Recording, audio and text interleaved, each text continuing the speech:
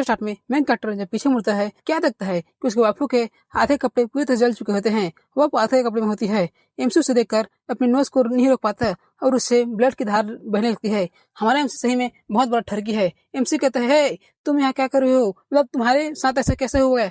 वह कहती है यह तुम्हारी गलती है, तुम्हारा स्पीड इतना ज्यादा था कि उस स्पीड के कारण मेरे कपड़े में इतना फ्रिक्शन हुआ कि वह पूरी तरह जल गया। इसके जिम्मेदार सिर्फ तुम हो, लेकिन यह सब ठीक हो जाएगा क्योंकि तुम मेरे लिए नए क्लोथ लोगे। इस सिटी में बहुत सारे क्लोथ की दुकान है, इसलिए तुम मेरे साथ चलोगे और मुझे शॉपिंग कराओगे। कहते हैं तुम दूर रहो, मुझसे दूर रहो, तुम अपने बड़े बड़े मानव को मेरे हैंड से टच करना बंद करो, मुझे बहुत अनकंफर्टेबल फील हो रहा है और हम यहाँ पहले आए हैं, जिस काम के लिए पहले आए हैं उससे पहले कन्विंस करेंगे। ठीक है चलो हम चलते हैं। नहीं नहीं, हम पहले क्लोथ लेंगे। क्लोथ क्लोथ, मेरे बाबू मुझे क्लोथ दिलाकर। एमसी कहता है चाहे हम कितने भी बड़े मैन क्यों ना हो, लेकिन हमारा सबसे ज्यादा पैसा अपनी वाइफों के खर्चे में जाता है, उसके क्लोथ लेने में जाता है।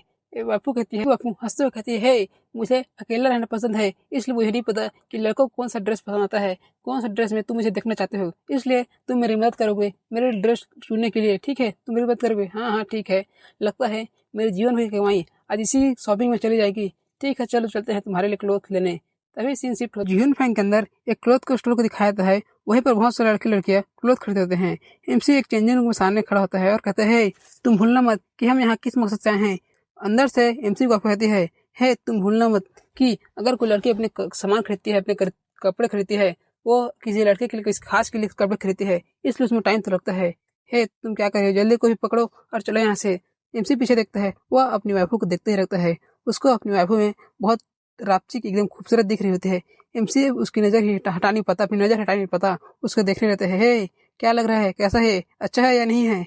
एमसी कहता है डेविल तो डेविल होता है, तुम कुछ भी पहनो तुम ब्यूटीफुल लगती हो, चलो इस बात को छोड़ो और यहाँ से चलते हैं। लेकिन भले ये कपड़ा अच्छा है, लेकिन मैं तुमको अपने चार्म के जाल में नहीं फंसा सकती।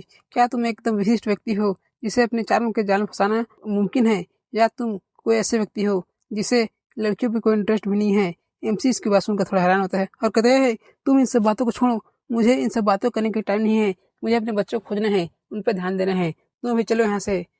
ठीक है चलती हूँ, लेकिन मुझे लगता है कि यहाँ से कोई ढीला है और यहाँ से कोई टाइट है, मुझे लगता है कि ये मेरे फिट नहीं है। मैं तो एक पागल सी लड़की, क्या मेरे लिए कोई लड़का एक क्लोथ भी नहीं खरीद सकता। एमसी उसकी बातों को सुनता है और फिर कहता है ठीक है मैं तुम्हारे लिए एक सेट एकदम एकदम बेस्ट क्लोथ तुम्हारे लिए भिजवा दूंगा, लेकिन पहले हमें इस मामले को निपटने दो। ठीक है चलो चलते हैं, लेकिन तुम याद रखना तुम मेरे लिए एक बेस्ट क्लोथ लेगो, ठीक है ना। हाँ हाँ ठीक है चलो चलते हैं पहले यहाँ से, लेकिन हम अपने डॉक्टर को कैसे ढूंढेंगे, क्या तुम्हें इसके बारे में कुछ पता है।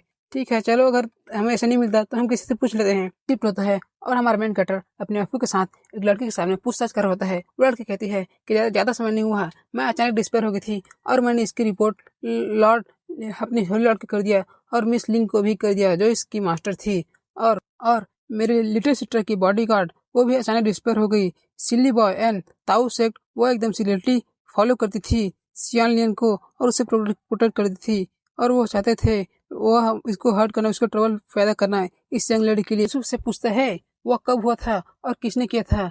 वो लड़की अपने घुटने को बलाते कहती है लॉर्ड मुझे माफ कर दीजिए, लेकिन मुझे इतना ही पता था, मैं एकदम इनोसेंट हूँ, मुझे माफ कर दीजिए, मुझे इसके आगे कुछ भी नहीं पता। एमसी को आपको कहते हैं ठीक है तुम जा सकते हो यहाँ से। एमसी और उसे जाने देता है। तभी एमसी पूछता है उनको जिसने भी डिस्पेयर किया है उसका बैकग्राउंड कोई सिंपल नहीं है, वह तो जरूर उसका कल्टिवेशन जरूर हाई होगा। मेरी बेटी बहुत स्मार्ट है और बहुत कूल भी है, लेकिन और मेरा सन वर्तमान में। एमसी पूछते है तुम इतनी चिंता मुक्त क्यों हो, तुम्हें चिंता क्यों नहीं लग रही। एमसी की वापू कहती है मुझे चिंता करने की क्या जरूरत है, जो लड़की दूसरों को ही अपने जाल में फंसाती है वह खुद जाल में कैसे फंस सकती है। मेरा मानना है कि मेरी बेटी अच्छी लड़की नहीं है, वो एक बैड पर्सन है, लेकिन उसका उद्देश्य जरूर कुछ होगा, इसीलिए उसने उस जाल में फंसने का निश्चय किया होगा। दूसरी यह बात है कि मेरे पास दुनिया का सबसे powerful man the unbeatable supreme strength है, यह तो आपके लिए चुटकी का खेल होगा उसे ढूंढने के लिए, फिर भी आप अपनी शक्ति का इस्तेमाल करके उसे ढूंढते क्यों नहीं है। यह तो आपके लिए, यह वर्ल्ड आपका है और आप जहाँ चाहे वहाँ उसे ढूंढ सकते हैं। एमसी अपने माथा पर कहता है अरे हाँ तुमने तो ठीक लगभग अपने आप को ही भूल चुका था, लगता है मैं सडनली इतना बिजी हूँ और सडनली एक फादर बन चुका हूँ, इसलिए मैं नर्वस हो गया था और इन सब चीज़ों को भूल गया था। तुम भी मुझे देखो, मैं तुरंत उसे देख लेता हूँ कि वह कहाँ पे है। एमसी अपनी पावर का इस्तेमाल करना स्टार्ट कर देता है। एमसी अपनी पावर से अपने चारों तरफ एक ब्लू कलर का शील्ड ले लेता है। वह शील्ड धीरे धीरे बढ़ता है और उस पूरे घर को लेता है और बढ़ता है, उस पूरी सिटी को लेता है। इतना ही नहीं रुकता और वह पूरे अपने डिवाइन लैंड को पूरी तरह से कवर कर लेता है। हे, तुम्हें इतना सब करने की जरूरत नहीं है, तुम्हें इतना एक्साइटेड होने की जरूरत नहीं है। तभी एमसी अपने आंखें खोलता है, मैंने उसे फोन कर लिया, चल हम चलते हैं लाने के लिए। तभी दोनों वहां से डिस्पेयर हो जाते हैं और अपने बच्चों को लाने के लिए वहां से चले जाते हैं। सीन शिफ्ट होता है और हमें तियानजन विला को दिखाया जाता है। वहीं पर दो बॉडीगार्ड जा रहे होते हैं। एमसी और उसकी बापू इनविजिबल रूप में वहीं पे आते हैं। एमसी को पूछती है कि हमारे बच्चे कहाँ पे है। एमसी कहता है वो यहाँ पे नीचे है। अभी एमसी को बापू कहती है, हे, चाहे कोई भी परिवार अपने आप को कितना ही राइटेस क्यों नहीं दिखाता हो, अगर उसके बेसमेंट में कोई जेल है तो वह जरूर कोई अच्छा आदमी नहीं होगा। कहता है तो चलो ठीक है, हम नीचे जाते हैं और अपने बापू को अपना हाथ देता है उसके हाथ पकड़ने के लिए। हे, तुम कहाँ से जाओगे? तो उसके हाथ पकड़ कहते हैं, मैं अभी तुरंत यहीं से नीचे जाऊंगा, क्या तुम्हें कुछ शक है? थोड़ी देर रुको, तुम्हें पता लग जाएगा। एमसी अपनी एक टेक्निक इस्तेमाल करता है और दोनों को एक गोल्डन और अपनी कवर करता है और वह सीधे उस जमीन के अंदर नीचे जाने लगते हैं बिना किसी छेद किए हुए या बिना किसी नुकसान पहुंचाए हुए। वह दोनों नीचे अंदर पूरी तरह चले जाते हैं और हमें नीचे अंदर दिखाया जाता है बहुत सारे हड्डी की दिखे रहते हैं। एमसी को आपको एमसी से पूछती है, ये किस प्रकार की मैजिक है? यह तो दूसरे से बड़ा अलग है। हमारे एमसी अपनी वाइफ को बताता है, मेरे अंडरस्टैंडिंग में मुझे कंप्लीट अंडरस्टैंडिंग है, न्यू अंडरस्टैंडिंग है इस वर्ल्ड के नेचर के बारे में, इस वर्ल्ड के बारे में। इवन सिंस जब मैं एक्सीडेंटली जेट प्योर रियल में एंट्री कर लिया था, तब मुझे यह पूरा अपीयरेंस पूरी तरह से एम्प्टी लगने लगा, पूरी जगह खाली लगने लगी। एग्जाम्पल के लिए यह पूरा वर्ल्ड ही मुझे एम्प्टी की तरह, एकदम खाली की तरह दिखाई देने लगा और मैंने एक्सीडेंटली ही एक न्यू स्पेल को डेवलप कर दिया। लेकिन मैंने बहुत अटेम्प्ट किया, लास्ट में मैंने अपनी इस स्पेल को कंप्लीट किया, अपनी इस बॉडी को ऐसे लिए मॉडिफाई किया तो बिल्कुल ऐसा लगने लगा कि किसी छन्नी से कोई वाटर जाता है, वैसे ही महसूस होने लगता है इस टेक्निक में। एमसी को एमसी कहती है कि रिसर्च करना और उसका परिणाम मिलना ये दोनों एक दूसरे के पूरक हैं। कोई भी रिसर्च करता है तो इसका परिणाम मिलना जरूरी है। और 500 साल पहले आखिरी सभ्यता के आखिरी सिविलाइजेशन के कुछ वाकई दिलचस्प मंत्र में है, जिसे आपने अभी भी कहा। एमसी अपने बापू को कहता है कि बात करें तो जब से मैंने तुमसे मिला हूँ, मुझे बहुत सारे रेलिक मिले हैं, बहुत सारे एंशिएंट सिविलाइजेशन के बहुत सारे खंडर मिले हैं, जिससे बहुत सारी जानकारी मिले हैं। एमसी के बापू हमारे एमसी को कहती है कि मुझे भी एक नई खंडर मिली है, जिसे बहुत सारी जानकारी नष्ट हो गई थी।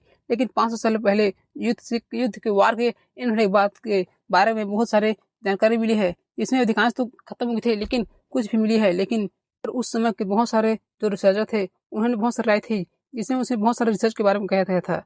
और उन्होंने एक रिसर्च किया था जिसमें मुझे पता चला कि यहाँ पर जो मूल इकाई को परमाणु कहा जाता है, उदाहरण के लिए उन्होंने पता लगा कि हमारी दुनिया किससे बनी है। यह लगभग वैसा ही है जैसे आपने कहा था, परमाणु के अंदर का 90% हिस्सा खाली है। अपने बापू पूछता है, हे, क्या तुम मुझे अपने रिसर्च के बारे में बता सकते हो, अपने अंतिम निर्णय के बारे में बता सकते हो? जब हमारा यह मामला खत्म हो जाएगा, जब हमारे चाइल्ड पूरे मिल जाएंगे, ठीक है, उसके बाद मैं तुम्हारे पास आऊंगा और इन सब की जानकारी लूंगा। ठीक है, तुम मेरे पास आ जाना, अभी के लिए हमारे बच्चे को ढूंढते हैं। तभी नीचे अंडरग्राउंड जेल का सीन दिखाता है और हमारे एमसी उस जेल के अंदर नीचे ऊपर से नीचे आता है बिना किसी भी को टच किए हुए, बिना किसी को पता लगे। वह देखता है कि उसके बच्ची और उसके बच्चे, मतलब उसके डॉटर, उसका सन एक ही जेल में बंद होते हैं।